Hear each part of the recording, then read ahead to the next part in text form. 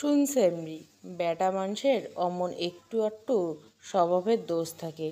তুই তো মেলা সুন্দরী, তাই আমার পোলা লোভ সামলাইতে পারে নেই। এখন এইটা নিয়া পাড়ায় জানাজানি করার দরকার নেই।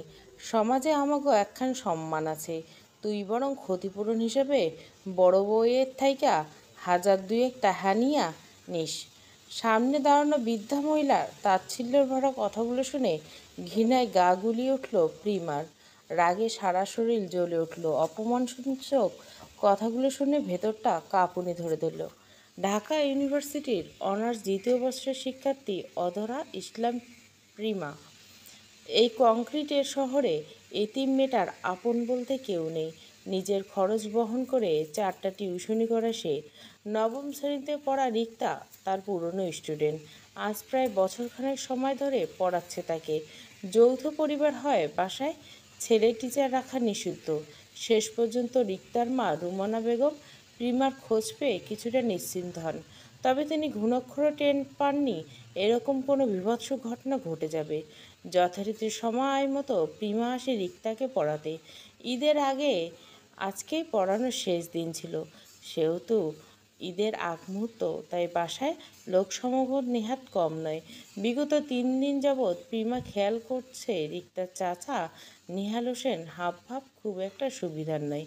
মেয়েটা সংযত চিত্তে যথাসম্ভব শালীনতা বজায় রাখার চেষ্টা করলেও হায়নার থাবা থেকে মুক্তি মেলে নেই। পড়ার ফাঁকে রিক্তা ওয়াশরুমে গেলে রিক্তার ঘরে ঢুকে নিহাল।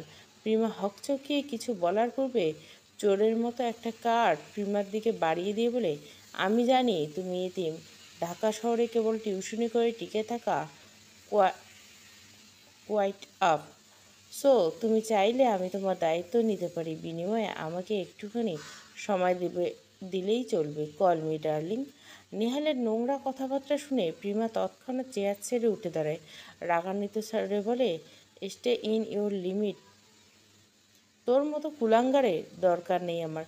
তুই বরং তোর চরিত্র সামলে রাখ, নয়তো জুইটা পিটা কর। বাকি কথা শেষ করতে পারেনি প্রিমা। তার আগে নিহাল ক্ষিপ্ত মেজাজে ওর কোমর হাতের কবজি চেপে ধরে রুমের বাহিরে টেনে নিয়ে যেতে যেতে বলে, আজ তোর হচ্ছে। স্লাট হয়ে মুখ দিয়ে এত বড় বড় কথা বের হয় কিভাবে? নিজেকে বাঁচতে প্রিমা যার যাবনে চিল্লায় ওঠে। রাগে খেই হারিয়ে ফেলে নেহাল সেসব তোয়াক্কা করে না। সে সময় বাসায় উপস্থিত ছিলেন রুমানা বেগম, তার বৃদ্ধ শাশুড়ি এবং রিক্তা। প্রিমার চিৎকারে সকলে ছুটে আসেন। সবার উপস্থিতিতে নেহালের উপর তেমন কোনো প্রভাব ফেলে না। এরকম পরিস্থিতি বুঝে রুমানা বেগম এক প্রকার জোর করে প্রিমাকে ছাড়িয়ে নেন। বেচারি প্রিমা ছাড়া পেতে কাপা গড়ার সব ঘটনার বর্ণনা দেয়। বৃদ্ধা ছেলের দোষ ঢাকতে উল্টো প্রিমাকে মানিয়ে নিতে বলে। প্রিমা হতভম্ব মুখে তাকায় বৃদ্ধার দিকে। তার সম্মান এতই সস্তা, সম্মানের মূল্য হয় বুঝি? এক মনে এসব ভেবে চলছে প্রিমা। প্রিমাকে নিশ্চুপ থাকতে দেখে বৃদ্ধা পুনরায় আমতা আমতা করে বলে, শোন সেমরি, মাইয়েগো জীবনে এমন 2-4টা অহরহ ঘটনা ঘটে। বেটা মানুষের কলঙ্ক থাকে না, কিন্তু মাইয়া মানুষ নির্দোষ হইলেও সমাজের চোখে খারাপ হইয়া যায়। তুই এডি ভুললে যা, কাউরে কিছু কর দরকার নেই। ঈদে কি কিনবি ক আমারে, আমি লইয়া দিমু। বৃদ্ধার কথায় ঘৃণায় গা গুলিয়ে উঠল প্রিমার। মানুষের মানসিকতা কতটা নিকৃষ্ট সেটা নতুন করে অনুধাবন করলো। কিছুটা সময় নিয়ে নিজেকে সংযত করে উঁচু গলায় প্রিমা বলল, আপনার এক পা কবরে আর এক পা উপরে কথাটা ভুলে যাবেন না আন্টি। নিজের সন্তানের দোষ ঢাকতে অপরাধকে নর্মালাইজ করা বন্ধ করুন। আমি আপনার নাতনির শিক্ষক, আমি কোনো কর্মী নয় যাকে আপনার ছেলে টাকার বিনিময়ে অবাধে স্পর্শ করবে। বৃদ্ধা নাক মুখ কুঁচকে বিরক্ত ভরা কণ্ঠে বলল, মাইয়া মানুষের এত তেজ থাকা শোভা পায় না। মাথা গরম বেটা মানুষ না হয় কইরে ফেলছে একখান ভুল, তাই বলে এখনে ওরে ফাঁসি দিব নাকি? প্রিমা তাচ্ছিল্য হেসে বলল, আপনার আদরের পুত্র কোনো সুপুরুষ নয়, সে একজন কাপুরুষ, যে কিনা একান্ত মেয়েদের সুযোগ নেওয়ার জন্য মুখিয়ে থাকে। আর আপনি হলেন ব্যর্থ মা, যে তার নিজের সন্তানকে ঠিকমতো শিক্ষা দিতে পারেনি। ঠিক কে কিন্তু দোষ ঢাকতে ওস্তাদ। প্রিমার করা অপমান নেহাল সহ্য করতে পারল না। প্রিমার দিকে সবেগে তেড়ে আসলো। কাছাকাছি এসে প্রিমার চুলের মুঠি ধরার আগে তার নিম্নাঙ্গ বরাবর সজোরে লাথি বসার প্রিমা। উপস্থিতি সকলে খানিকটা হকচকিয়ে যায়। বিদ্যা হায় হায় করে ওঠে। প্রিমার মার খেয়ে নেহাল মাটিতে লুটিয়ে পড়ে। প্রিমা ওর কাজ ঘেঁষে দাঁড়িয়ে মুখের কাজটায় সজোরে আর একটা লাথি বসিয়ে দেয়। তোর নোংরা প্রস্তাব স্ট্রেট ফরওয়ার্ড উত্তর ছিল এটা। মন ভরে দিয়েছি, আর দুই একটা দিব। তীব্র বেগে লাঠিটা পড়ার মুখ থেকে রক্ত বেরিয়ে আসছে নেহালের। বৃদ্ধা তড়িঘড়ি করে ছেলের পাশে বসে বিলাপ করতে শুরু করেন। আদুরে অসহায় ভঙ্গিতে দাঁড়িয়ে থাকা রুমানা বেগমের দিকে তাকিয়ে স্পষ্ট গলায় প্রিমা বলেন, আপনার ঘরে একটা মেয়ে আছে, বিষয়টা মাথায় রাখবেন। আমাদের পথ চলা এই পর্যন্ত ছিল, রিক্তার জন্য অন্য টিচার খুঁজে নেবেন, ধন্যবাদ। কথাগুলো বলে এলোমেলো পা ফেলে রিক্তাদের ফ্ল্যাট থেকে বেরিয়ে আসলো প্রিমা। সন্ধ্যালগ্ন সহ প্রহর হাওয়ায় চারপাশে অন্ধকার ছেয়ে গেছে। এতক্ষণ সাহসিকতার পরিচয় দিলেও এবার যেন বুকের ভিতর কান্নার স্রোত উতলে উঠল। ঠোঁটে ঠোঁট চেপে কান্না আটকানোর বৃথা চেষ্টা করলো। গলির মোড় থেকে একটা রিক্সা চেপে বসে কাপা কণ্ঠে চালককে বলল, মানিকনগর স্টেডিয়ামে 3 নম্বর গেটে চলেন মামা। রিক্সাওয়ালা মাথা নাড়িয়ে গন্তব্যের উদ্দেশ্যে রওনা দিলেন। কোনো কিছু না ভেবে প্রিমা 2 হাতে মুখ ঢেকে নিঃশব্দে কেঁদে উঠল। শরীরে লেগে থাকা বিশ্রী ছোঁয়াগুলো তাকে কতটা পীড়া দিচ্ছে তা বর্ণাতীত। আচ্ছা, মেয়ে হয়ে জন্ম হয়েছে বলেই কি পরপুরুষের থাবার শিকার হতে হবে? মেয়ে হয়ে সবসময় মুখ বুজে অন্যায় সহ্য করে ভেতর ভেতর গুমড়ে মরতে হবে? উত্তর মিলল না। এক পর্যায়ে প্রিমার চোখে পানি ফুরিয়ে এলো। রিক্সা বাজারে প্রবেশ করতে প্রিমা খেয়াল হলো তার মাসিক বাজার শেষ।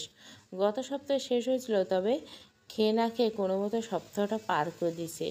ভার্সিটির এক্সামের ফি দিতে গিয়ে বাকি টাকা, 3টা টিউশনের টাকা ফুরিয়ে গেছে। ভেবেছিল আজ রিক্তার মায়ের দেওয়া বেতন থেকে বাজার সদাই করবে, কিন্তু তার নিয়তে যে বড়ই অপ্রসন্ন।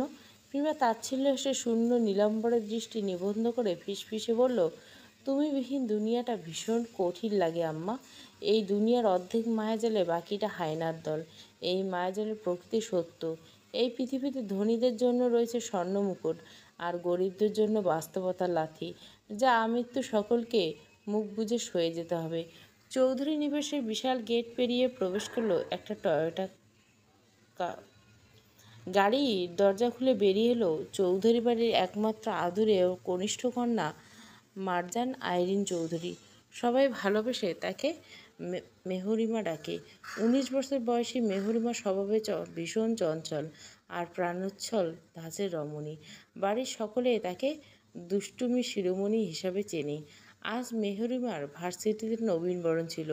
সকাল সকাল সাজুগুজু করে এক ঝাঁক বান্ধবী নিয়ে ছুটেছিল ভার্সিটির প্রাঙ্গণে।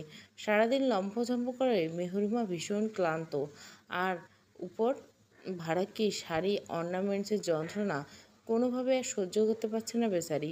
সদর দরজা দিয়ে বাসায় ঢুকতে মেহরিনের চোখে পড়ে যায় বড় চাচি, মেজো চাচি আর মা একসাথে বসে গল্প করছেন। মেহরিমা ভেতরে ঢুকে সোজা বড় চাচি তথা আফিয়া চৌধুরীকে জড়িয়ে ধরে আদমুদে গলা বলে, বড় মা, ও বড় মা শোনো না। মেহরিমার কাণ্ডে উপস্থিত সকলে হেসে ওঠেন। মেহরিমার মা মাহিরা চৌধুরী চোখ পাকিয়ে বলেন, আফিয়া চৌধুরী সেসব পাত্তা না দিয়ে বলেন, হ্যাঁ মিঠু বুড়ি বল। মেহরিমা কণ্ঠে আহ্লাদে ঢেলে বলে, আমাকে একটু লাজানিয়া বানিয়ে দাও না। আমার ছোট্ট পেটটা লাজানিয়া টেস্টি স্লাইস খাওয়ার জন্য বিগত 1 সপ্তাহ থেকে ওয়ার্নিং করছে। কখন জানি আন্দোলনে নেমে যায় তার ঠিক নেই। তুমি বানিয়ে দিবে না? আফিয়া চৌধুরী ভীষণ আন্তরিক মহিলা। মেহরিমার আদুরে আহ্লাদে সায় জানিয়ে বলে, হ্যাঁ আমি এক্ষুনি যাচ্ছি, তুই উপরে গিয়ে ফ্রেশ হয়ে আয়। মেহরিমা আহ্লাদে গলে গিয়ে আফিয়া চৌধুরীর গালে টপাটপ কয়েকটা চুমু দিয়ে বলল, আমার বেস্ট বড় মা। মাহিরা চৌধুরী মিছে রাগ দেখিয়ে বললেন, সব আবদার মেনে ওকে বিগড়ে দিয়েন না আপা, খুব সাহস বেড়েছে তার, এবার লাগাম টেনে ধরতে হবে। মাহিরা চৌধুরীর কথা শুনে চৌধুরী বাড়ির মেজ বউ তথা তাজকিয়া তারান্নুম চৌধুরী থমথম কণ্ঠে বলেন, আরও 7 বছর আগে ব্যাপারটা অনুধাবন করলে আমার বুকের মানিক অত দূর দেশে, ভিন্ন একটা দেশে থাকতো না মাহিরা। এখন এসব উপলব্ধি করে লাভ আছে? আমার সর্বনাশ তো হয়েই গেছে। মুহূর্তে পরিবেশটা নীরব হয়ে গেল। সকলের মুখ থেকে হাসি সরে গিয়ে জায়গা করে নিল একরাশ বিষণ্ণতা। কিছুক্ষণ পর প্রাণোচ্ছল মেহরিমা নিষ্প্রাণ দৃষ্টি নিক্ষেপ করে শান্ত সুরে বলল, আমি ভীষণ টায়ার্ড বড় মা, চেঞ্জ করে একটু ঘুমাবো। তুমি বরং পরে ওটা বানিয়ে দিল। কথাগুলো বলে আর এক মুহূর্ত সময় নষ্ট না করে নিজের ঘরের দিকে অগ্রসর হলো মেহরিমা। আফিয়া চৌধুরী বিরক্ত হয়ে মেজোজাকে বললেন, তারা এরকম করে কেউ কথা বলে? মেয়েটা আজ আর কিছুটি মুখে তুলবে না সারাদিন। তুই বুঝেও অবুঝ কেন হচ্ছিস? তারান্নুম চৌধুরী রেগে মেগে উঠে দাঁড়িয়ে ক্রন্দনস্বর বললেন, আমার ছেলেটা আজ 7টা বছর ধরে কী খাচ্ছে না খাচ্ছে সেটা একমাত্র খোদাই জানে। আদৌ কোনোদিন ওকে নিজ হাতে তুলে খাওয়াতে পারবো কিনা সন্দেহ হয় মাঝে মধ্যে। আমার ছেলেটাকে নিয়ে তোমাদের কোনো মাথা ব্যথা নেই, অথচ কেউ একবেলা না খেয়ে থাকলে তোমাদের দুশ্চিন্তা তত্তরিয়ে পারে। কথা শেষ করে তিনিও জায়গা ত্যাগ করলেন। মাহিরা চৌধুরী চোখের কান্নে জমা পানিটুকু মুছে ফেলতে ফেলতে বলেন, একটা ভুলের জন্য আর কত শাস্তি পাবে আমার ছোট্ট মেয়েটা। আমার ধৈর্য ফুরিয়ে আসছে আপা। আফিয়া চৌধুরী সান্ত্বনা দেওয়ার মতো ভাষা খুঁজে পেলেন না। বুক চিরে বেরিয়ে আসলো এক বৃহৎ দীর্ঘশ্বাস। অর্ধনগ্ন শরীর চেঞ্জিং রুমে বিশাল আয়নার সামনে দাঁড়িয়েছে মেহরিমা। ফর্সাটে গলার বোনের সেন্সিটিভ ত্বকে বিদ্যমান ছোপ ছোপ লালচে দাগগুলো দেখে দীর্ঘশ্বাস ফেলল সে। ফ্লোরে পড়ে থাকা ভারী শাড়িটা দেখে একরাশ বিরক্ত এসে জমা হলো তার সুশ্রী মুখশ্রীতে। দীর্ঘক্ষণ ভারী পোশাক জড়িয়ে রাখার ফলে ভীষণ ক্লান্ত লাগছে তার। শরীরে বাকি পরিচ্ছদ অনাবৃত করে উন্মুক্ত নতজানু দেহখানা বাথটাবে উষ্ণ জলে ছেড়ে দিয়ে আরামে চোখ বুজল। এতক্ষণে লাইভ ফুটেজ মেহরিমার সমস্ত কর্মকাণ্ড তীক্ষ্ণ দৃষ্টিতে অবলোকন করছিল তাজরিয়ান। পূর্ণাঙ্গ দৃশ্যটুকু অবলোকন হতে ঠাস করে ল্যাপটপ বন্ধ করে সেটাকে ছুঁড়ে ফেলল। পুরো বিষয়টা স্মৃতিপটে ভেসে আসতে অবিরাম ধারায় শ্বেতজল গড়িয়ে পড়ল তার কপাল বেয়ে। জিভ দ্বারা শুষ্ক ঠোঁট ভিজিয়ে হিসিয়ে বলল, শুধু লন্ডনে থাকা সত্ত্বেও তোর মোহনীয় রূপের অগ্নিশিখায় আমায় জ্বালিয়ে মারছে। অতীতে অপবাদ দিয়ে বিতাড়িত করছিস, এখন বুঝি নতুন করে বদনাম করার উপায় খুঁজছিস? ছলনাময়ী নারী কোথাকার। জোরে জোরে শ্বাস ফেলে নিজেকে আপ্রাণ সামলানোর চেষ্টা করল তাজরিয়ান। মস্তিষ্ক থেকে অনাকাঙ্ক্ষিত স্মৃতিগুলো মুছে ফেলতে গিয়ে ব্যর্থ হলো। নিজেকে শক্তপোক্ত কয়েকটা গালি কষে বিগড়ানো মেজাজে কল করলো বহু কাঙ্ক্ষিত নাম্বারে। ওপাশ থেকে কলটা রিসিভ হতে তাজরিয়ান এক প্রকার চিল্লিয়ে বলে উঠল, অতি শীঘ্রই আমি দেশে ফিরব। তুরা তোর অবাধ্য স্বভাবের বেয়াদব বোনকে সামলে রাখিস। আমার সম্মুখে পড়লে এক থাপড়ে সকল ভীমরতি ছুটিয়ে দিব একদম। সদ্য আসা ঘুমটা আলগা হয়ে আসছিল তুরাবের। ধাতস্থ হয়ে কোনো প্রশ্ন করার পূর্বে তাজরিয়ান কল কেটে দিল। রাগ সামলাতে না পেরে সজোরে ঘুষি বসালো কংক্রিটের দেওয়ালে। দাঁতে দাঁত চেপে চাপা কণ্ঠে বলল, আমার ব্যক্তিগত নারী হওয়া সত্ত্বেও অন্য পুরুষের সামনে নিজেকে সিঙ্গেল দাবি করার সাহস কোত্থেকে আসে? অন্য পুরুষের চোখে তৃষ্ণা মেটানোর সাহস কী করে হয় তোর? তোর অস্তিত্বে নিজের নামের বৈধ সিলমোহর মেরে অতঃপর দেশ ছেড়েছি আমি। এরপরও 7টা বছর ধরে আমাকে ইগনোর করার দুঃসাহস কী করে হয়? জবাব রেডি রাখিস, কেননা তাজরিয়ান জাওয়াদ চৌধুরী ফিরছে তোকে শায়েস্তা করতে। দাঁত কিরমির করে প্রয়োজনীয় পোশাকাদি নিয়ে তাজরিয়ান তস্ত পায়ে ছুটল শাওয়ারের দিকে। এই মুহূর্তে বিগড়ানো মেজাজটা ঠান্ডা করাটা অতীব জরুরি। দীর্ঘ 2 ঘন্টা শাওয়ার নিলে বিগড়ানো মেজাজ কোনোভাবেই ঠান্ডা করতে পারল না তাজরিয়ান। মিনিট কয়েক কিছু একটা ভেবে দ্রুত শরীরের ভেজা পোশাক পাল্টে ছুটল পার্শ্ববর্তী ফ্ল্যাটে। কলিং বেল দিতে ওপাশ থেকে কেউ একজন মেয়ের দরজা খুলে দিল। তাজরিয়ান কাট স্বরে জিজ্ঞাসা করলো, ভাই বাসায় আছে? সার্ভেন খাঁটি ইংরেজিতে মিষ্টি হেসে জবাব দিল, স্যার ব্যালকনিতে বসে অফিসের জরুরি কাজ করছে। তাজরিয়ান ওসব তোয়াক্কা না করে গড়গড় আওয়াজ তুলে সেদিকে এগিয়ে গেল। দরজায় দাঁড়িয়ে নক করে বলল, ভাই আসবো? শব্দের উৎস খুঁজতে দীর্ঘদেহী লম্বা একজন পুরুষ চোখ তুলে তাকালো। তাজরিয়ানকে দেখে গম্ভীর স্বরে বলল, কাম ইন। তাজরিয়ান ভেতরে ঢুকতে ঢুকতে অস্থির চিত্তে বলল, খুব গুরুত্বপূর্ণ একটা কথা বলতে এসেছি ভাইয়া। সেই সুদর্শন যুবক ল্যাপটপটা একপাশে সরিয়ে রেখে ক্ষীণ স্বরে বলল, কী কথা তাজ? তাজরিয়ান সোজা বড় ভাইয়ের কোলে মাথা রেখে অশান্ত স্বরে বলল, আমরা কালকে বাংলাদেশে ফিরছি ভাইয়া। সেই পুরুষ ভুরুজোড়া কিঞ্চিত কুঁচকিত হয়। কিছু একটা ভেবে থমথম করে বলে, কালকে অফিসে গুরুত্বপূর্ণ মিটিং আছে, কতগুলো ডিল ফাইনাল করা বাকি আছে, এভাবে হুট করে যাওয়া যাবে না। তাজরিয়ান ক্ষোভান্বিত হয়ে মাথা উঁচিয়ে সেই সুদর্শন পুরুষের চোখে দৃষ্টি নিক্ষেপ করে বলল, deals are more important than me mister Ashiyan Isfar Chowdhury. তাজরিয়ানের বাচ্চামো কথাবার্তায় আশিয়ান হেসে ফেলল। কিছুক্ষণ স্থির দৃষ্টিতে বাইরে তাকিয়ে থেকে দীর্ঘশ্বাস ফেলে শুধালো, মেহরি মা আবার কিছু করেছে? শান্ত হয়ে আসা রাগটা আবারও ধপ করে জ্বলে উঠল। দাঁতে দাঁত চেপে কিরমিরিয়ে তাজরিয়ান বলল, আমার বউ আমি ব্যতীত দুনিয়ার সবার সাথে হা হা হি হি করতে ব্যস্ত, আর আমি লন্ডনে বসে বসে পিতৃ আজ্ঞা পালন করছি। আমার বাপের ভয়ঙ্কর ষড়যন্ত্র একদিন আমাকে অনুপম বানিয়ে ছাড়বে, আর আমার অবুঝ বউটা কল্যাণী লেদা ভার্সন হয়ে আর এক ব্যাটার আজ্ঞা পালন করবে। আই কান ইমাজিন ভাইয়া, এনাফ ইজ এনাফ। আমরা কালকেই দেশে ফিরছি, আর এটাই ফাইনাল। তাজরিয়ানের বাচ্চামি মূলত কথায় আরশিয়ান পুনরায় হেসে ফেলল।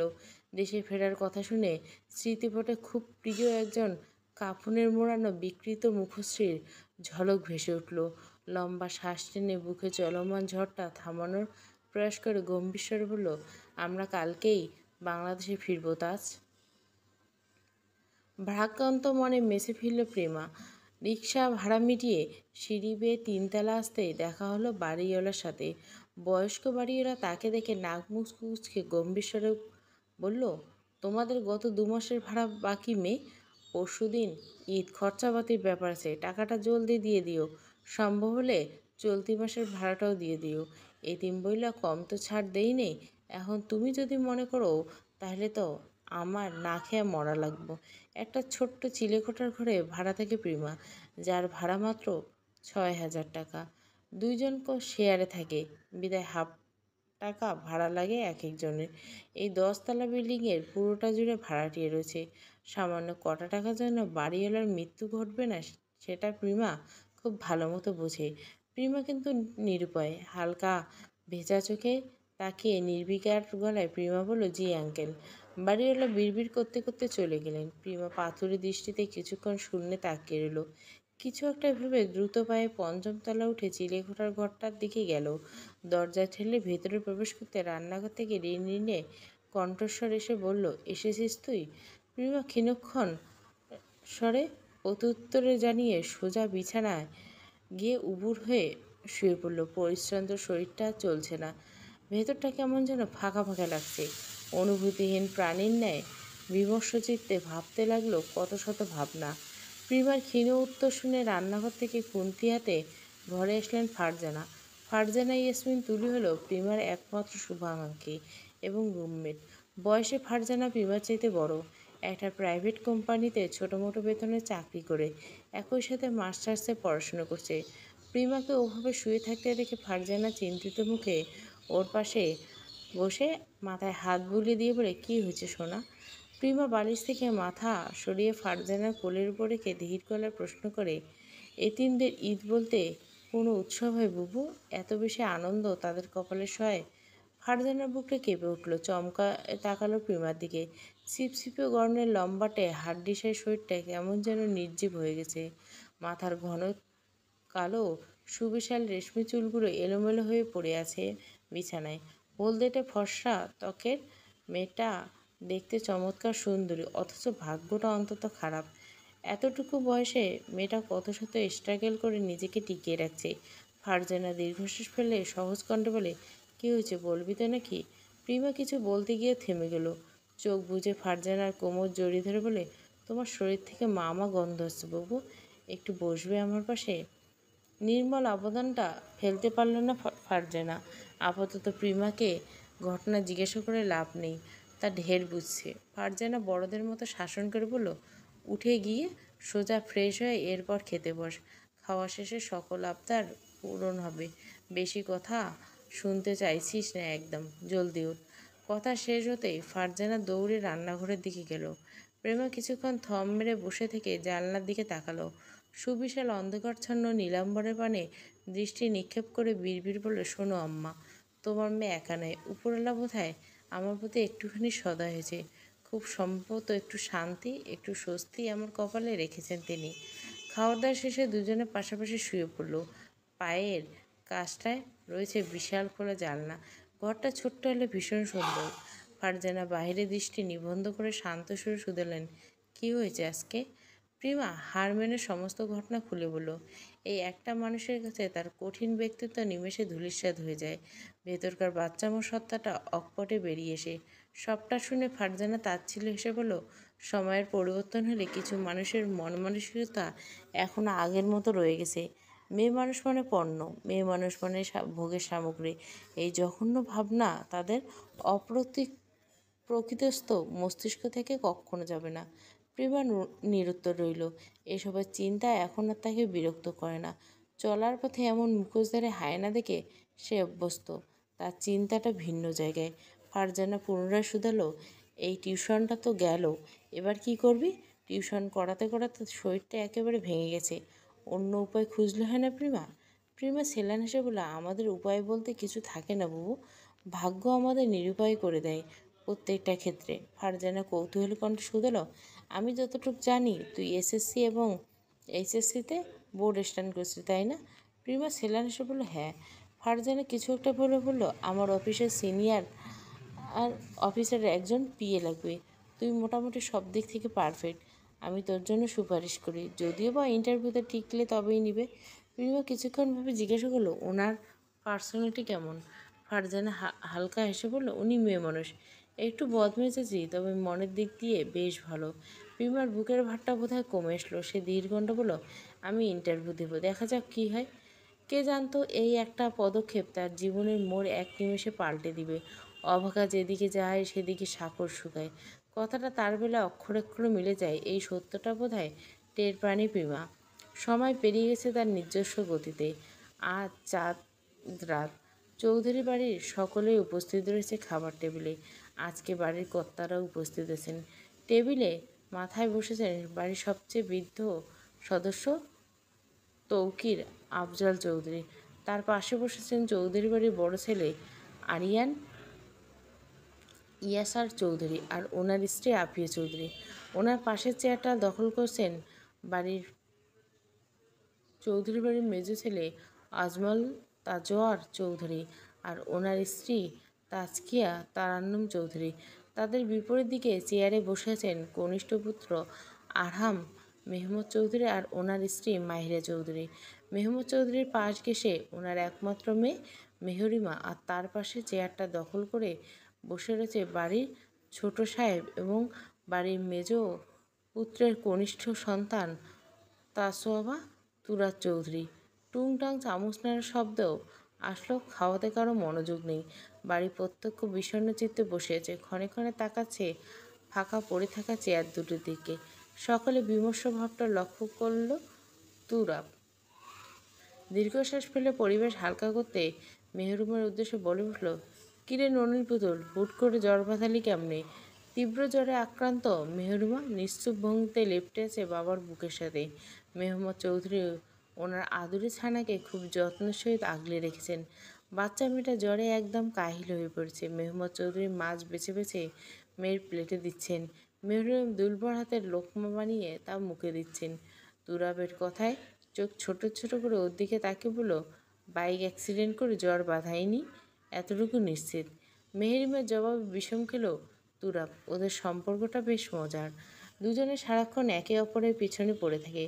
গত বছর বাইক অ্যাক্সিডেন্ট করে তুরারের বেহাল দশা হয়েছিল। খোঁচাটা সেই ইঙ্গিত করে ছোড়া তা বুঝতে পারল তুরাব। সে কিছু বলার পূর্বে তারান্নুম চৌধুরী ছেলেকে ধমক উঠলেন, খাওয়ার সময় এত কথা বলতে হয় না তুরাব। মায়ের ধমকে চুপসে গেল তুরাব। মেহরিনা মুখটা কালো হয়ে আসলো। চোখ দুটোতে অশ্রুতে পরিপূর্ণ হয়ে আসার আগে চোখ নামিয়ে নিল। তারান্নুম চৌধুরী দীর্ঘশ্বাস ফেলে ভাবলেন, ওভাবে বলাটা বোধহয় ঠিক হয়নি। মেয়েটা এমনিতে জ্বর বাঁধিয়ে বসেছেন। মনে মনে অনুতপ্ত হলেও বাইরে প্রকাশ করার মতো ভাষা খুঁজে পেলেন না তিনি। খাবার টেবিলে থমথমে অবস্থায় নিষ্পত্তি ঘটল কলিং বেল আওয়াজে। সকলে উৎসুক চোখে তাকালো মেইন দরজার দিকে। তুরাব চেয়ার ছেড়ে উঠে দাঁড়িয়ে বলল, আমি দেখছি। ধীর পায়ে এগিয়ে গিয়ে দরজা খুলতে চোখগুলো রসগোল্লার মতো বড় বড় হয়ে গেল তুরাবের। দরজার ওপাশে দাঁড়ানো দুটো চেনা পরিচিত মুখ দেখে হতবাক সুরে বলল, ভাইয়া। দুর্গাবার চিল্লানোর শব্দে চৌধুরী বাড়ির বাকি সদস্যরা এদিকে দৃষ্টিপাত করলো। দরজা পেরিয়ে দুজন লম্বাটে পুরুষের আগমনে থমকে যায় উপস্থিত প্রত্যেকে। আফিয়া চৌধুরী আর তারানন্দ চৌধুরী বিস্মিত হতভম্ব হয়ে চেয়ার ছেড়ে উঠে দাঁড়ান। বাকিদের অবস্থা প্রায় একই। তাজরিয়ান আসিয়ান আকস্মিক আগমনে সকলে হতভম্ব আনন্দিত।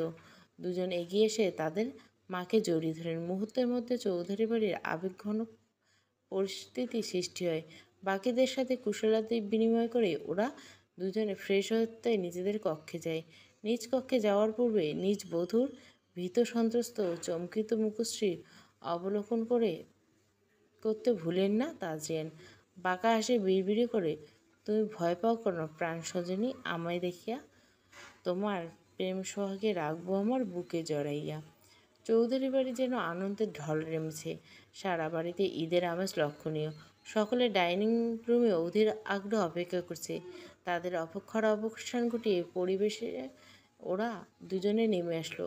তাজরিয়ান এসে সোজা মেহেরিমার সামনে চেয়ার দখল করলো। তা দেখে মেয়েটা অস্বস্তি গাঢ় হয়ে বসে থাকে। স্থান ত্যাগ করার কথা তার মাথায় আসেনি। সেই কেবল তার পরিণতির কথা ভেবে অস্থির হয়ে যাচ্ছে। গল্পের আড্ডার ফাঁকে দুজনে খাওয়া দাওয়া শেষ করলো। তৌকির আফজাল সকলকে তাড়া দিয়ে বলেন, সবাই যে যার রুমে যাও। কালকে ঈদুল জাহা। আজকে সকালে উঠে নামাজ পড়তে হবে। এসে আবার পশু কোরবানির ব্যাপার আছে। দাদুভাই, তোমরা ভীষণ ক্লান্ত, এখন গিয়ে রেস্ট নাও। ছোট বৌমা, মেহু গিন্নিকে দ্রুত ওর রুমে দিয়ে এসো। দাদুর কথা শুনে তাজরিয়ান ভুরু কুঁচকে গম্ভীর স্বরে শুধালো, আমার বউ অন্যের ঘরে যাবে কেন?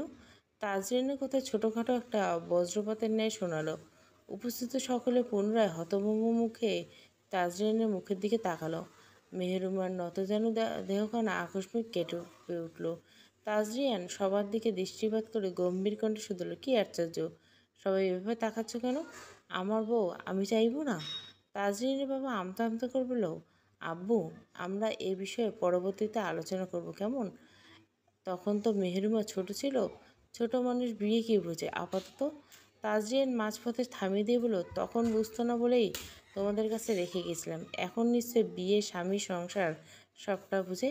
না বুঝলে সমস্যা নেই, বউ আমার, সুতরাং বোঝানোর দায়িত্বটা না হয় আমি নিলাম। তাজরিনের একরক্ষা কথা সকলে নিশ্চুপ হয়ে যায়। সাইকোপ্যাথ ছেলেটাকে বোঝাতে পারা দুঃসাধ্য ব্যাপার। কোনো কথায় রেগে গিয়ে ভায়োলেন্ট হয়ে উঠে তার ঠিক ঠিকানা নেই। 7 বছরে কতটা শুধরে সে কে জানে। তারানম চৌধুরী মনে মনে দোয়া ইউনুস পড়ছেন, এ কোন বিপদ হলো। তাজরিয়ানের কথা শুনে মাহিরা চৌধুরীর বুকের ভেতরটা কেঁপে উঠল। মেয়েটা তার বড্ড আদরের।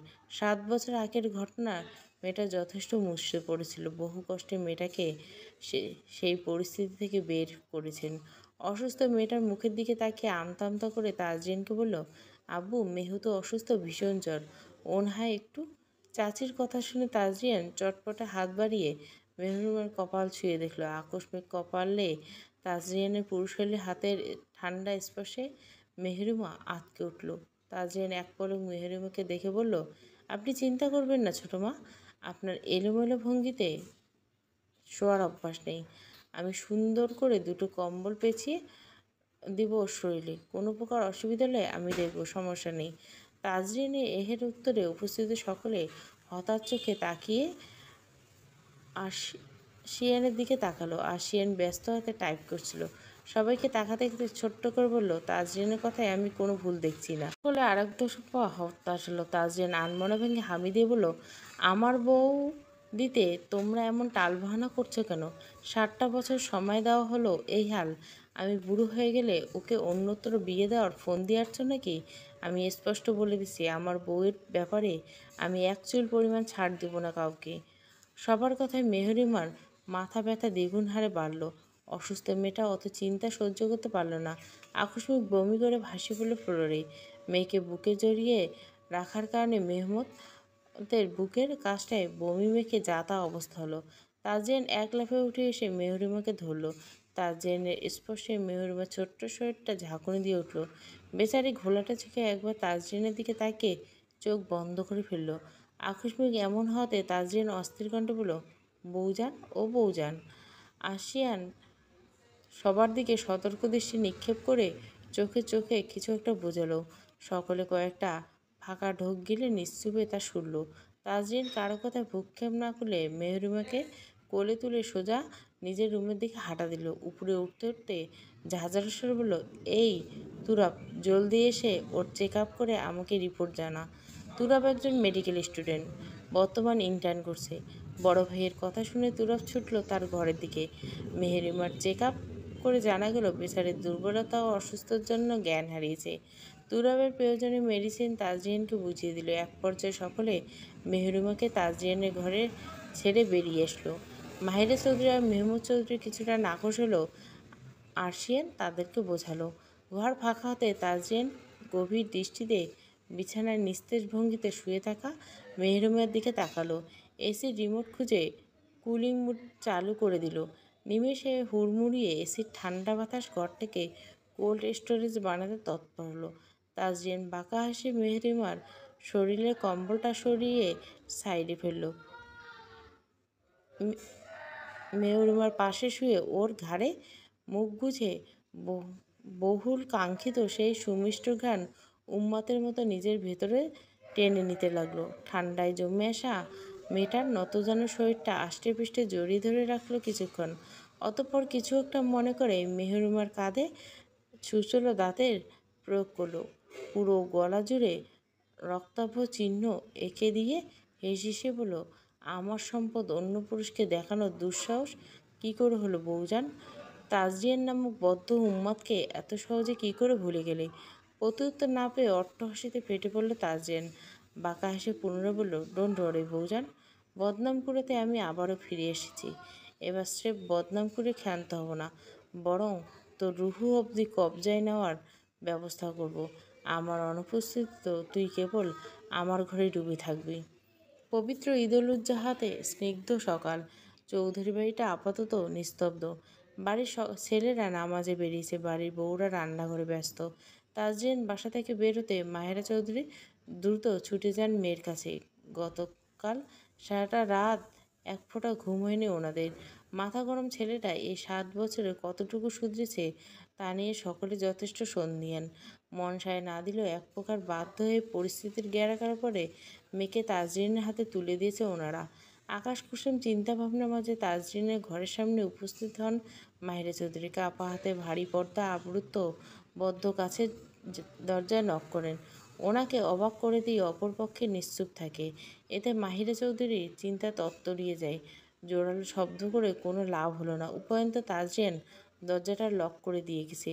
মাহিরা চৌধুরীর হাঁক ডাক শুনে নিচ থেকে আফিয়া চৌধুরী ও তারানম চৌধুরী ছুটে আসেন। মাহিরা চৌধুরী অসহায় শরীরে বলেন, আমার মেয়েটা দরজা খুলছে না আপা, কী হলো ওর? মাহিরা চৌধুরীর কথায় আফিয়া চৌধুরী ও তারানম চৌধুরী বেশ অবাক। মাহিরা চৌধুরীকে শান্ত হতে বলে তিনি ছুটলেন ঘরের এক্সট্রা চাবি আনতে। তারানম চৌধুরী চাবি হাতে ফেরত আসলে সকলে স্বস্তির নিঃশ্বাস ফেলল। কিন্তু দরজা খুলে ভেতরের দৃশ্য দেখে থমকে যান ওনারা। মাহিরা চৌধুরী মেয়ের অবস্থা দেখে কেঁদে ফেললেন। তারানম চৌধুরীর লজ্জায় মুখটা অন্যদিকে ফিরিয়ে নিলেন। আফিয়া চৌধুরীর চোখ বড় বড় করলে বললেন, এ কী অবস্থা? অন্ধকারচ্ছন্ন রুমটা জানলার ফাঁক গলিয়ে আসা সূর্যের আলোয় আলোকিত। ঘরের মেঝেতে এলোমেলো ভঙ্গিতে ছড়িয়ে ছিটিয়ে আসে বেশ কিছু জামাকাপড়। হুঁশ হারিয়ে ফোমের নরম বিছানায় বেঘরে ঘুমাচ্ছে মেহরুমা। তার অনাবৃত দেহ কেবল ব্ল্যাঙ্কেটে বুক পর্যন্ত টেনে দেওয়া। ফর্সা কাঁধে গলা অবধি নজর যায় সবখানে লালচে কিংবা কালশিটে দাগের। মেয়ের অবস্থা দেখে মাহিরা চৌধুরী যেন নিজের মধ্যে নেই। আফিয়া চৌধুরীর পরিস্থিতি বুঝে ঝটপট দোয়া ইনুস পড়তে লাগলেন। আজ কতগুলো বছর পর চৌধুরী বাড়ি একটুখানি আনন্দের মুখ দেখছে। অনাকাঙ্ক্ষিত ঝড়ঝাপটা আগমন যদি সেসব নিশ্চিত করে দেয়, তবে চৌধুরী পরিবারে ভাঙ্গন নিশ্চিত। তারানন্দ চৌধুরীও বিড়বিড়িয়ে দোয়া ইনুস পড়ছেন। ছেলের এমন অমানবিক আচরণে উনিও হতবাক। কী বলবেন, কী করবেন কিছুই বুঝতে পারছেন না তিনি। আফিয়া চৌধুরী ফিসফিসে বলেন, কী খেয়ে এমন ছেলে পেটে ধরছিলি তারা?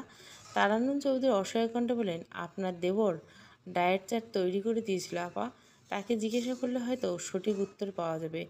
আফিয়া চৌধুরী জিভ দিয়ে ঠোঁট ভিজে বলেন, তোর ছেলের নাম তাজরিয়ান না রেখে তাণ্ডব রাখা উচিত ছিল। নতুন করে অশনি বিপদ ধেয়ে আসছে উপরাল্লা জানে।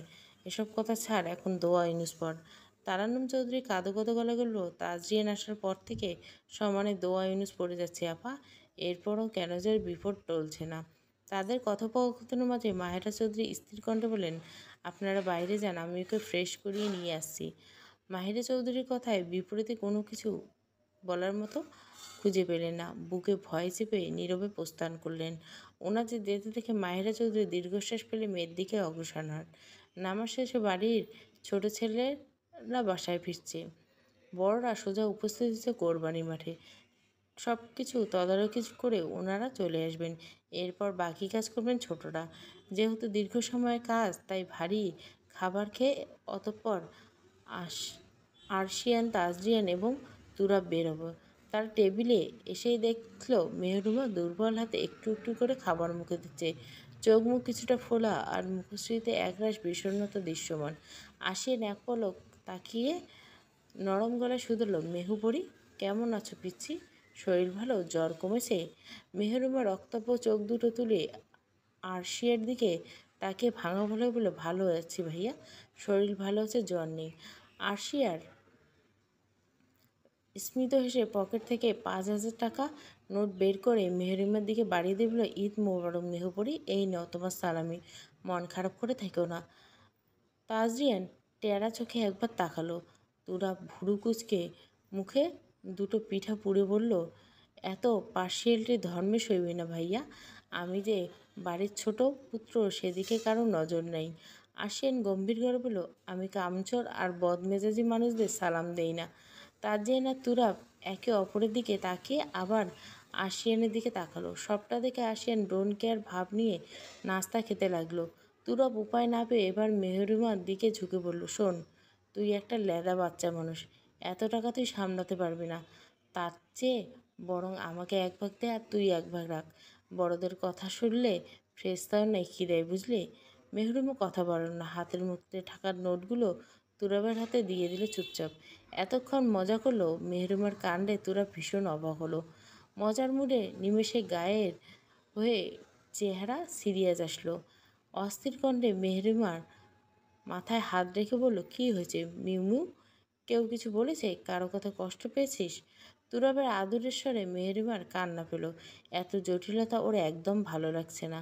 অসহ্য লাগছে সব কিছু। চিৎকার করে কান্না করতে করতে চাইছে, কিন্তু চাইলে কি সব সম্ভব? 7 বছর আগের ভুলটা সে পুনরায় করতে চাইছে না। ভুল ছিল, তাই সে শাস্তি পেয়েছে, এমনটা ভেবে নিজেকে সান্ত্বনা দিচ্ছে মেয়েটা। কিন্তু আদৌ কি এতে হৃদয়ে রক্তক্ষরণ কমবে? তুরাব পুনরায় প্রশ্ন করার আগে সেখানে উপস্থিত হয় মাহিরা চৌধুরী। মেয়েকে খাবার নিয়ে নড়াচড়া করতে দেখে ওনার ভেতরটা কেঁপে ওঠেন। তুরাবকে থামাতে গম্ভীর স্বরে বলেন, চুপচাপ নাস্তা খাও সবাই, একটা বাড়তি কথা শুনতে চাই না আমি। চৌধুরী বেটির অবস্থা থমথমে। এক রাশ রাগ চেপে মেয়েকে নাস্তা তুলে খাওয়াচ্ছেন মাহিরা চৌধুরী। তার পাশে অপরিচিত মুখ করে দাঁড়িয়েছেন তারান্নুম চৌধুরী। আফিয়া চৌধুরী বসে বসে দোয়া ইউনুস পড়ছে। নীরবতা ভেঙে কণ্ঠে ক্ষোভ ঠেলে অসহায় সুরে মাহিরা চৌধুরী তাজিয়ানকে উদ্দেশ্য করে বলল, 7 বছর আগে শোধ তুলতে আমার অসুস্থ মেয়েটার উপর এভাবে অত্যাচার করতে পারলে? তাজিয়ান গ্লাসের পানিটুকু শেষ করে ভুরু কুচকে মাহিরা চৌধুরীর দিকে তাকালো। জিজ্ঞাসাসু কণ্ঠে বলল, আমার জানা মতে তোমার মেয়ের সাথে আমি কিছুই করিনি ছোটো মা। অজান্তে যদি কোনো পাপ করে থাকি তাহলে একটু স্মরণ করিয়ে দাও। মাহিরা চৌধুরী এমন ভাবলেজিন কথায় তাজ্জব বেড়ে গেল। রাগে অগ্নিমূর্ত হয়ে খানিকটা জোর গলা বলল, অসভ্যের মতো কথা বলো না তাজরিন, তুমি ভালো করে জানো আমি কিসের কথা বলছি। তাজরিন ভুরু কুচকে কিছু একটা মনে করার চেষ্টা করলো।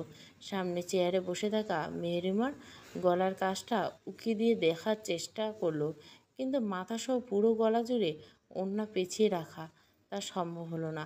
আনমনে কিছু একটা মনে পড়তে বিড়বিড় করে বলল, তোমার ননির পুতুল মার্কা মেয়ের সাথে আমি কিছুই করিনি, যা করার আমার বউয়ের সাথে করছি। অহেতুক অপবাদ দিয়ে আমার কন্ট্রোললেস ক্যারেক্টারকে বদনাম করো না ছোটো মা।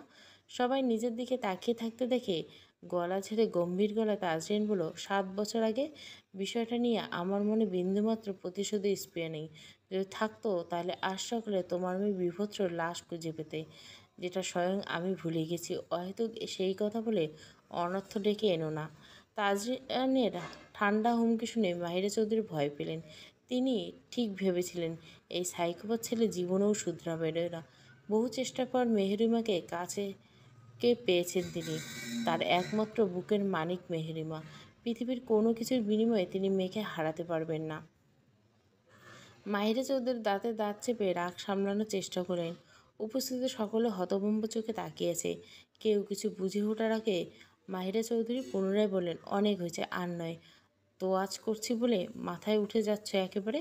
তোমার অবগতির জন্য জানিয়ে দিচ্ছি, আমার মেয়ে তোমার সংসার করবে না।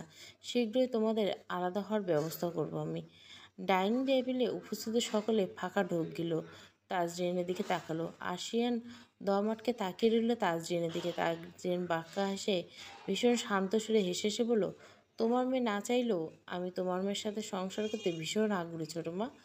রইল প্রসঙ্গ আলাদা হওয়ার, প্রারম্ভে চৌধুরী বাড়ির বউয়েরা লাল কাপড়ে ঢোকায় মারিয়ে সংসার জীবনে প্রবেশ করে এবং সমাপ্তিতে সাদা কাফন জড়িয়ে চৌকাঠ পেরিয়ে সংসার ছেড়ে ঠিকানায় পৌঁছে। ইশারায় যথেষ্ট নাকি বিস্তারিত বর্ণনা দিতে হবে? উপস্থিত সকলে মেরুদণ্ড বেয়ে শীতল স্রোত নেমে গেল। এত শান্ত স্বরে এরূপ ভয়ঙ্কর হুমকি তাদের বেহুশ করা দশা। মাহিরা চৌধুরী টু শব্দ করতে পারলেন না। তাজরিন ন্যাপকিন হাতে মুছে পুনরায় শীতল স্বরে বলল, তোমার মেয়ে আমার বউ হলেও ভরা মজলিসে আমার ব্যক্তিগত লাইফ নিয়ে প্রশ্নোত্তরা লাইসেন্স আমি তোমায় দেইনি ছোটো মা। আমার ব্যক্তিগত জীবন নিয়ে আমি কাউকে জবাবদিহি করতে ইচ্ছুক নই। আশা করি পরবর্তীতে আমাকে এরকম বিব্রতিকর পরিস্থিতি ফেলবে না। মাহিরা চৌধুরী থমকে দাঁড়ালেন। তার সন্তানের বিষয়ে কথা বলার অধিকার নেই তার? তার মেয়ের বিয়ে হয়ে গেছে বলে অন্যায় দেখো চুপ করে থাকবে? প্রশ্নগুলো মাথায় আসতে রাগে উন্মিষণ্ণ হয়ে বললেন, আমার মেয়ে তোমার বউ বলে তার উপরও অমানসিক অত্যাচার করার লাইসেন্স আমরা তোমাকে দেই নেই তাজরিন এতক্ষণ ভদ্রতা বজায় রাখলে এবার ব্যর্থ হলেন। রাগে মেজাজ হারিয়ে উচ্চস্বরে বললেন, বিবাহিত নারীর শরীরে দু চারটে দাগ থাকা যদি অত্যাচার হয়, তাহলে বুঝতে হবে পৃথিবীর সব নারী তার স্বামীর কাছে অত্যাচারিত। আফিয়া চৌধুরী এই পর্যায়ে এগিয়ে এসে মাহিরা চৌধুরীকে থামাতে চাইলেন। তাজরিনের দিকে তাকিয়ে নরম সুরে বললেন, মাহিরা বহু প্রতীক্ষার ফল মেহু। এই মেহুকে নিয়ে ওর চিন্তাটা নিছক কম নয়। তুই রাগিস না বাবা, মেহুকে অসুস্থ, ওকে নিয়ে ঘরে যা। মাহিরা চৌধুরী বাধা দিয়ে বললেন, মোটেও না আপা, আমার মেয়েকে মেরে ফেলবে এই সাইকোপ্যাথ। তাজরিন চোখ জোর ধপ করে জ্বলে উঠল। উপস্থিত সকলে ভড়কে গিয়ে পুনরায় তাজরিনকে দেখল। আশিয়ান চেয়ার ছেড়ে উঠে দাঁড়িয়ে তাজরিনের কাঁধে হাত রেখে বলল, মেহুকে নিয়ে রুমে যা। ছোটো মায়ের মাথা ঠিক নেই। Don't be incense. তোর কোথাও যেতে হবে না, ওকে সময় দে। তোদের মধ্যে বোঝাপড়া হওয়াটা বেশি গুরুত্বপূর্ণ। মেহেরিমা অশ্রুসিক্ত চোখে দিকে তাকাতে মস্তিষ্ক চেপে বসা রাগটা নিমেষে হাওয়া হয়ে গেল। সময় নষ্ট না করে মেহেরিমা হাত চেপে ধরে ওকে নিজের ঘরে নিয়ে গেল তাজরিন। মাহিরা চৌধুরী ওদের প্রস্থানের দিকে তাকিয়ে বলল, তোমরা ভুল করছো। আশিয়ান মাহিরা চৌধুরীকে সোফায় বসে তার হাতে এক হাতের পানির গ্লাস ধরিয়ে দিয়ে বলল, তুমি বাড়াবাড়ি করছো বড় মা। মাহিরা চৌধুরী উত্তেজিত হয়ে বলতে গিয়ে আশিয়ান বোঝানোর ভঙ্গিতে বলল, তুমি অতিরিক্ত ভয় পেয়ে অগ্রহণযোগ্য আচরণ করছো। 7 বছর আগে যে পরিস্থিতিতে ওদের বিয়েটা হয়েছে, তাতে এত সহজে সব কিছু মিটে যাবে তা আশা করাটা বোকামি ছিল। তবে তাজরিয়ান পাল্টানোর রূপ অসম্ভব ব্যাপারটাকে সম্ভব করছে। ওদের চেষ্টা করতে দাও ছোটো মা, সমস্যা হলে আমরা তো আছি। এখন তুমি যদি ওদের মধ্যে সমস্যা হতে যাও তাহলে কি করবে? আমাদের মেহু ভীষণ সুখী হবে ছোটো মা, তুমি মিলিয়ে নিও। মাহিরা চৌধুরী সায় জানিয়ে নিজের ঘরের দিকে এগোলো। আশিয়ান আর তুরাব নিজেদের গন্তব্যে রওনা দিল। নিজের ঘরে প্রবেশ করতে তাজরিন শব্দ করে দরজার সিটকিনি লাগিয়ে দিল। তার শুনে ভয়ে মেহরুমার বুক ধুকপুক করতে লাগলো। দরজা বন্ধ করে তাজরিন পেছোতে ফিরে এগোতে লাগলো। মেহরিমা পেছোতে পেছোতে সোজা বিছানার উপর ধপ করে বসে পড়ল। তাজরিন তার পাশে বসে মেহরিমাকে টেনে তার কোলে বসালো। মেহরিমার গলায় পেঁচানো ওড়নাটা আলতো করে সরিয়ে দিয়ে কাঁধ ও গলার দাগগুলি দেখল। মেহরিমা লজ্জারুণ ভীত মুখটা নামিয়ে ফ্লোরের দিকে তাকিয়ে তাকিয়ে রইল কেবল। তাজরিন আলতো হাতে দাগগুলো ছুঁয়ে দিয়ে ফিসফিস করে বলল, তোর তুষারের ন্যায় ফর্সা প্রলেপ ত্বকে আমার দেওয়া স্পর্শগুলো ভীষণ সুন্দর দেখাচ্ছে বউজান। বউজান ডাক্তার শুনে তড়িৎ গতিতে তাজরিনের দিকে তাকালো মেহরিমা। অস্ফুটস্বরে বলল, নষ্ট পুরুষ কোথাকার। তাজরিন শব্দ করে হেসে ফেলল। পাঞ্জাবির উপরে বোতাম খুলে উন্মুক্ত করে বাঁকা হেসে বলল, তুই চাইলে এই নষ্ট হৃদয়ে তোর পরিশুদ্ধ অধরষ্ট পবিত্র চুম্বন এঁকে দিয়ে আমার শ্রেষ্ঠ পুরুষ বানিয়ে দিতে পারিস বউজান? বিশ্বাস কর, আমি একটুও বাধা দিব না। মেহরিমা মুখ ফিরিয়ে অন্যদিকে তাকালো। হৃৎপিণ্ডের গতিবেগ বেসামাল। তাজরিয়ান দুই হাতে মেহরিমাকে আগলে নিয়ে ধপ করে শুয়ে পড়ল। ব্যথা তোর শব্দ তুলে বলল, মেরে ফেলবে নাকি? তাজরিয়ান ফট করে উত্তর দিল, তুই সম্মতি দিলে তোকে আদরে আদরে দম আটকে আসার মতো অনুভূতির সাথে পরিচয় করিয়ে দিতে পারি। মেহরিমা প্রতি উত্তর করল না। গতকাল থেকে আকস্মিক ঘটে যাওয়া ঘটনাগুলো হজম করতে বেগ পেতে হচ্ছে। চৌধুরী বাড়ির সবচেয়ে রাগী ছেলেটা, যাকে দেখলে মেহরিমা ভয়ে থরথর করে কাঁপত, আজ সেই ছেলেটা তার স্বামী। বদরাগী ছেলের সাথে সংসার জীবনে পদার্পণ করতে যাচ্ছে সে। সকলে অতিরিক্ত আহ্লাদি হলো মেহরিমা মোটেও ন্যাকা ধরনের মেয়ে নয়। সবটা ভেবে ভেতর থেকে লম্বা একটা দীর্ঘশ্বাস বেরিয়ে আসলো। তাজরিয়ান উঠে গিয়ে পোশাক পাল্টে স্রেফ একটা 3/4 প্যান্ট পরে আসলো। মেহরিমা চোখ মুখ খিচিয়ে অন্য পাশে ফিরে এলো। তাজরিয়ান বাঁকা হেসে মেহরিমার পাশ ঘেঁষে শুয়ে তাকে নিজের দিকে ফেরালো। মেহরিমার ঘাড়ে মুখ গুজে নেশালো কণ্ঠে বলল, বউ তার একমাত্র স্বামীর সাথে দূরত্ব বাড়লে মৃত্যুর সেই অবাধ্য বউদের গুরুত্ব দিবে না শুরু করবে। এরপর সেসব বেয়াদব বউদের সোজা কবরে গিয়ে ল্যান্ড করবে এবং হাজারো সাপ, কিছু পোকামাকড়, টিকটিকি ওদের সুন্দর ঢেউখানা খেয়ে ফেলবে। এবার তুই বল, স্বামীর 2-4টায় আদরে কামড় খাওয়া ভালো নাকি সাপের ছোবল খাওয়া ভালো? তাজরিনের কথায় মেহরিমা সারা শরীর শিউরে উঠল। তাজরিন কত বড় মাপের ম্যানিপুলেট পারসন তা বুঝতে বাকি নেই মেহরিমার। কিয়ৎকাল নিশ্চুপ থেকে আকস্মিকে মেহরিমা শুধল, গত রাতে আমাদের মধ্যে কী হয়েছিল? তবে চোখটা লেগে এসেছিল তাজরিনের। মেহরিমার কথায় বিরক্ত গেলে বলল, তুই সকালে উঠে কিছু টের পেয়েছিস? মেহরিমা আমতা আমতা করল, না তো, কিন্তু গলার দাগগুলো আর জামা কাপড়। তাজরিয়ান আনমরা ভেঙে হাঁচকি স্বরে বলল, ওগুলো তো শাস্তি ছিল, আর জামা কাপড়? মেহরিমা বিরক্ত হয়ে শুধালো, কিসের শাস্তি? অর্ধেক কথা বলে থেমে গেলেন কেন? হুট করে গত রাতের কথা মনে পড়ল তাজরিন। রাগের মাথায় ওসব করলে পরবর্তীতে জ্বরপীড়িত দুর্বল মেহরিমের অবস্থা দেখে দ্রুত ওকে স্পঞ্জ বাদ দিয়ে দিতে বাধ্য হয়। ধৈর্যহীন তাজরিয়ান পুনরায় সেসব পড়িয়ে দেওয়ার কথা মাথায় আসেনি। শেষ রাত পর্যন্ত জলপট্টি দিয়ে পরবর্তীতে ঘণ্টাখানিক ঘুমিয়েছে মাত্র। সেসব চেপে গিয়ে তাজরিন দুষ্টু এসে বলল, নবীন বরণের শাড়ি পরার শাস্তি, তোর জামা কাপড় সরিয়েছি কারণ আমার হিংসে হচ্ছিল। মেহরিমা অবাক শেষে পড়ছিল, কিসের হিংসে?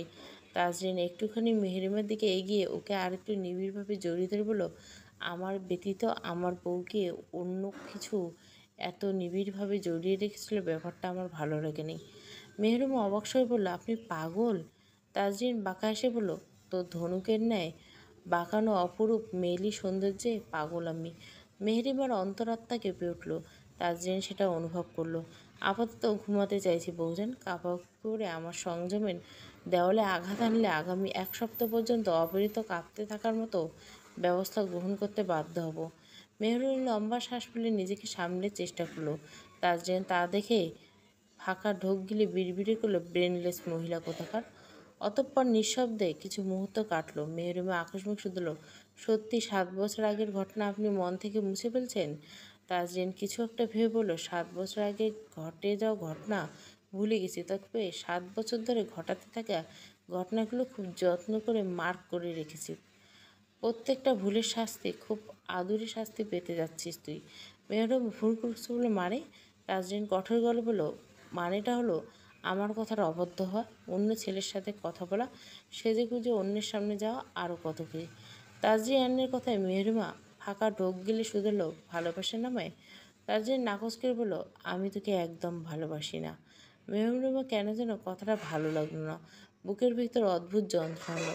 নিজেকে সামলে পুনরায় শুধালো, তাহলে ধরে বেঁধে সংসার করতে চাইছেন কেন? তাজরিন সহজ গেলে বলল, কারণ তুই আমার অপ্রতিকৃত মস্তিষ্কে অস্বাভাবিক ধরনের অপরিবর্তিত চাহিদা। আমার স্বস্তির জন্য, শান্তির জন্য, বেঁচে থাকার জন্য তোকে লাগবে। মেহরিমা কাঁপা স্বরে শুধালো, আপনার ভাষ্যমতে ভালোবাসা আর চাহিদার মধ্যে পার্থক্য? তাজরিয়ান স্পষ্ট গলায় উত্তর দিল, ভালোবাসা হলো ক্ষণিকের মোহ। যখন অপরপক্ষ তোকে পূর্ণাঙ্গ রূপে জেনে যাবে, তখন তোর প্রতি তার ভালোবাসার স্যাটেলাইট মতো মহাশূন্যে বিলীন হয়ে যাবে। চাহিদা হলো আমূর্তের সঙ্গী। মৃত্যুর আগ পর্যন্ত মানুষের চাহিদা অক্ষুণ্ণ থাকবে। নিঃশ্বাস বিলীন হওয়া পূর্বে মানুষ চাহিদা কখনো বিলীন হয় না। তাজরিয়ান বিভৎস কথাবার্তার বিপরীতে কথা বলার মতো কিছুই খুঁজে পেলেন না মেহরুমা। চোখ বুজে চুপচাপ সন্ধ্যা শেষ প্রহরে নিচে নামলো তাজরিয়ান আর মেহরুমা। অসময়ে ওদের দুজনকে নামতে দেখে ড্রয়িংয়ে আড্ডারত সেদিকে তাকালো। Tajrin black blue T shirt আর ধূসর রঙের একটা ট্রাউজার পরেছে। মেহরুমের পরনে আছে নীল রঙের একটা আরামদায়ক শাড়ি। দুজনের পাশাপাশি এতটা চমৎকার লাগছে, উপস্থিত সকলে মাশাআল্লাহ বলে উঠলেন। তারা এগিয়ে এসে সোফায় বসতে শুনতে পেল আশিয়ান ও তার দাদা ও বড় চাচার মধ্যে কথোপকথন। তার দাদা তৌফিক আফজাল চৌধুরী আশিয়ানকে বলছেন, দাদু ভাই, আর কত বছর বিদেশ ভুঁইয়ে পড়ে থাকবে? মরে গেলে তোমার হাতের মাটি আদৌ কপালে জুটবে? আশিয়ান নিশ্চুপ।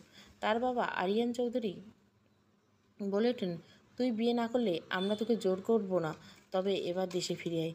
দোহাই লাগে আল্লাহর, আমাদের আর অশান্তি দিস না। আশিয়ান এবারও নিশ্চুপ রইলেন। আরিয়ান চৌধুরী শেষ পর্যন্ত বললেন, তোর বসুন্ধরার ব্রাঞ্চে বসতে হবে না, তুই বরং উত্তরার ব্রাঞ্চে বস। আমাদের আর একলা করিস না বাবা, আমার ভীষণ ক্লান্ত লাগে। তোর মনস্তাত্ত্বিক অবস্থা বুঝলেও এখন আমরা নিরুপায়। শেষ বয়সের সন্তানের সাথে কাটাতে চাওয়া অন্যায়। আশিয়ার হাতে থাকা কফির মুখে শেষ চুমুক বসে বললেন, আর ফিরব না লন্ডনে। ছোট্ট একটা বাক্যরীতি আনন্দের বন্যা বইয়ে দিল চৌধুরী বাড়িতে। এবারের ঈদটা যেন একটু বেশিই সুন্দর তাদের কাছে। ভবিষ্যতে অপ্রিয় বাস্তবতা জানলে বোধহয় ছেলেকে এভাবে বিপদের মুখে ঠেলে দিতেন না আরিয়ান চৌধুরী। মানুষ যতই চেষ্টা করুক না কেন, ভাগ্যের লিখনগুলো খণ্ডানোর অসাধ্য ব্যাপার।